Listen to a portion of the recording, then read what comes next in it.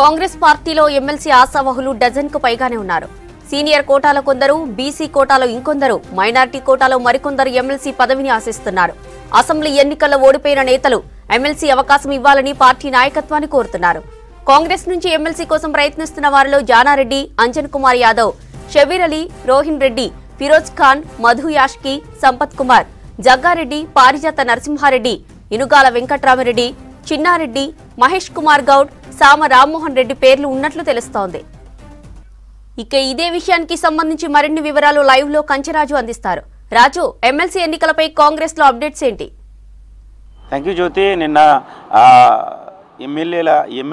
MLC సంబంధించిన schedule release అయింది.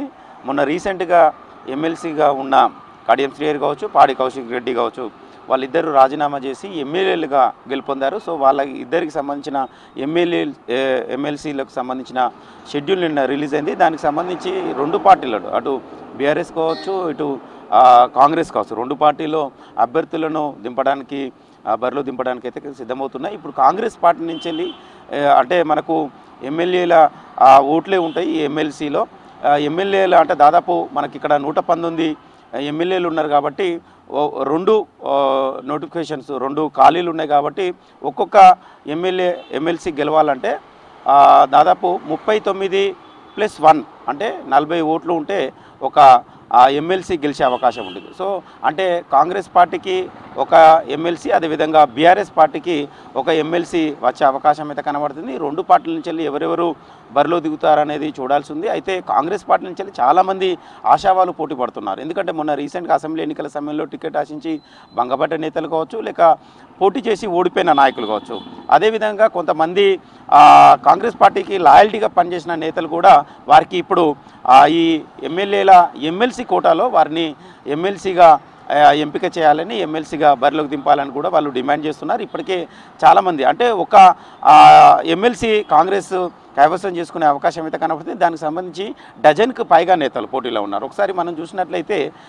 Greater హైదరాబాద్లో మొన్న రీసెంట్గా పోటీ చేసి ఓడిపోయిన నేతలు కాంగ్రెస్ పార్టీకి సంబంధించిన సీనియర్ నేత అంజన్ కుమార్ యాదవ్ కావచ్చు, అదేవిధంగా ఎల్బీనగర్ నుంచి వెళ్ళి పోటీ చేసి ఓడిపోయిన మదియాష్ కావచ్చు, అదేవిధంగా నాంపల్లి నుంచి వెళ్ళి పోటీ చేసి ఓడిపోయిన ఫిరోజ్ ఖాన్, అదేవిధంగా అంబర్పేట నుంచి పోటీ చేసి ఓడిపోయిన రోహిన్ రెడ్డి, వీళ్ళందరూ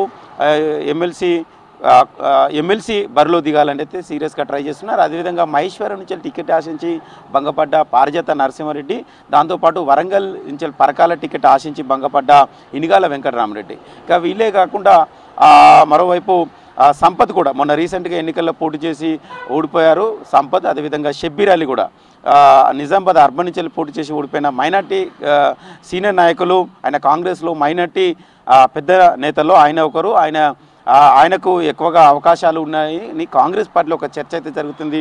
సో వీళ్ళే కాకుండా జానారెడ్డి లాంటి నాయకులు కూడా ఈ ఎమ్మెల్సీ బరిలో ఉంటారనేది కూడా కాంగ్రెస్ పార్టీలో ఒక టాక్ అయితే వినబడుతుంది.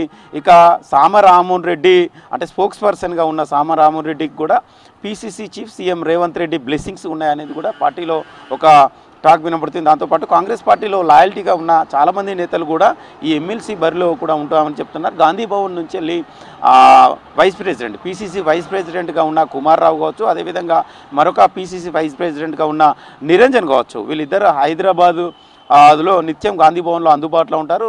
కాంగ్రెస్ పార్టీ కష్టకాలంలో ఉన్న కాంగ్రెస్ పార్టీ ఓటమి పాలైనా కూడా చాలామంది నేతలు పార్టీకి దూరమైన పార్టీ వీడినా కూడా ఇలాంటి నిరంజన్ కావచ్చు, అదేవిధంగా కుమార్ రావు కావచ్చు నిత్యం గాంధీ భవన్లో అందుబాటులో ఉండేవారు. అంటే వీళ్ళు కూడా మాకు కూడా ఎమ్మెల్సీ కావాలని కూడా వీళ్ళు కూడా చాలామంది నేతలు చెప్పుకున్నారు. సీఎం రేవంత్ రెడ్డి వీళ్ళకు సీనియర్స్ జాబితాలో వీళ్ళ పేర్లు కూడా ప్రపోజల్ చేసే అవకాశం ఉంది కూడా పార్టీలో పెడతారు. సో వీళ్ళు కాకుండా మరికొంతమంది నేతలు కూడా ఇప్పుడు షెడ్యూల్ ఏదైతే వచ్చిందో ఎమ్మెల్సీ సంబంధించిన నోటిఫికేషన్, అందులో తమ పేర్లు కూడా ఉంటాయని కూడా చాలామంది ఆశావాళ్ళు అయితే చాలా సీరియస్గా ట్రై చేస్తున్న పరిస్థితిని కొడుతుంది. కొంతమంది బీసీ నేతలు మొన్న రీసెంట్గా అసెంబ్లీ ఎన్నికల సమయంలో బీసీలకు 34 సీట్లు ఇస్తామని మొదట్లో పీసీసీ కావచ్చు ఏఐసిసి చెప్పింది. అంటే ప్రతి పార్లమెంట్ నియోజకవర్గానికి 2 అసెంబ్లీ స్థానాలను ఇస్తామని చెప్పింది. కానీ అనివార్య కారణాల వల్ల కొన్ని ఈక్వేషన్స్ వల్ల ఇవ్వలేకపోయారు. 23 సీట్లు మాత్రమే కేటాయించారు. అయితే ప్రభుత్వం వచ్చిన తర్వాత వాళ్ళకు కార్పొరేషన్ పదవులు కావచ్చు, నామినేటెడ్ ఎమ్మెల్సీలు కావచ్చు, ఇలా ఎమ్మెల్సీ ఇస్తామని కూడా చెప్పడం జరిగింది, హామీ ఇచ్చింది. ఆ హామీలో భాగంగా, ఆ కోటాలో భాగంగా కొంతమంది బీసీ నేతలు కూడా ఇప్పుడు ఎమ్మెల్సీ బరిలో ఉంటామని కూడా వాళ్ళు కూడా ఆశాభావం వ్యక్తం చేస్తున్న పరిస్థితి. సో మొత్తానికైతే కాంగ్రెస్ పార్టీలో నిన్నటి నుండి అంటే ఎమ్మెల్సీలకు సంబంధించిన షెడ్యూల్ విడుదలైనప్పటి నుంచి కూడా వాళ్ళ ప్రయత్నాలు చాలా తీవ్రతరం చేశారు. ఏఐసిసి నేతలతో నుంచి లాబింగ్ చేసే ప్రయత్నం చేశారు. సో చూడాలి మొత్తానికైతే కాంగ్రెస్ పార్టీలో ఎవరికి ఎమ్మెల్సీ పదవి వరించే అవకాశం ఉంటుందనేది కాంగ్రెస్ పార్టీలో ఒక పెద్ద చర్చ అయితే జరుగుతుంది జ్యోతి.